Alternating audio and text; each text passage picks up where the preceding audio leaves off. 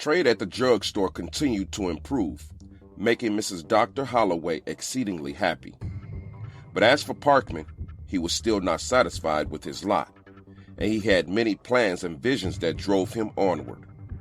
Strangely, in 1887, Mrs. Dr. Holloway vanished without a trace.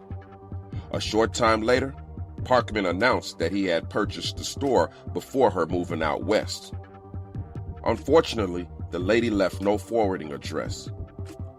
2 years later, he acquired a large lot across the street from the drugstore and began construction on an enormous edifice that he planned to operate as a hotel for the Columbian Exposition in 1893. There are no records to say what Parkman decided to call this building. Still, for generations of police officers, crime enthusiasts, and unnerved residents of Inglewood, it was known simply by one name: the Murder Castle. Dr. Thomas Lavelle, whose real name was Obadiah Henry, was born in 1845 in Paris, France, to a wealthy doctor and nurse who were considered royalty since working for the French government for several generations. He was always getting into trouble, experimenting on animals, removing the insides, and sewing them back up with other parts. According to stories from back then, they say, "Ain't no grave can hold him down." End quote. Some say that's where the song came from. "You mean the Johnny Cash songs?" asked Wakerly. "Yes, the same," Agent Lewis said.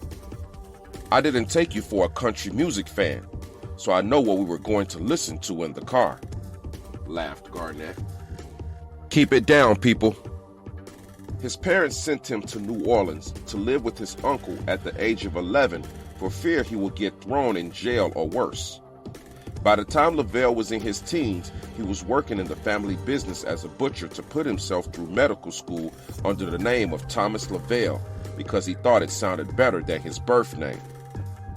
Henry L. Parkman, whose real name was Herman H. Brown, was born in 1860 in Porter Kicker Rock, Texas, where his father was a wealthy and respected citizen and had been the local postmaster for nearly 25 years. Early in life, Brown dropped his given name and became known as Henry L. Parkman, a name under which he attended medical school and began his career in crime. He was constantly in trouble as a youth and was remembered for his cruelty to animals and smaller children. His only redeeming trait was that he was always an excellent student and did well in school. In 1878, Parkman married Lisa Smith, the daughter of a prosperous farmer in Rondo, Arkansas, and that same year began studying medicine at a small college in Haines, Arkansas. He paid his tuition with the tidy legacy that his wife had inherited. Even as a student, though, Parkman and Lavelle began to dabble in debauchery. In 1879, they transferred to the medical school of the University of Arkansas in Lexa. While there, they devised a method of stealing cadavers from the laboratory. They would then disfigure the corpse and plant them in places that looked like they had been killed in accidents.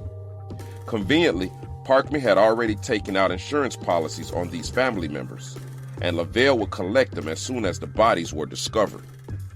But Lavelle never really trusted his one-time friend and brother, so he started to watch him even closer. A few months after they completed one of their most daring swindles, insuring a corpse for $12,500 and carrying out the plan with an accomplice who would later become a prominent doctor in New Mexico, Parkman left Haines and abandoned his wife and infant son. Lisa returned to Rondo and never saw her husband again.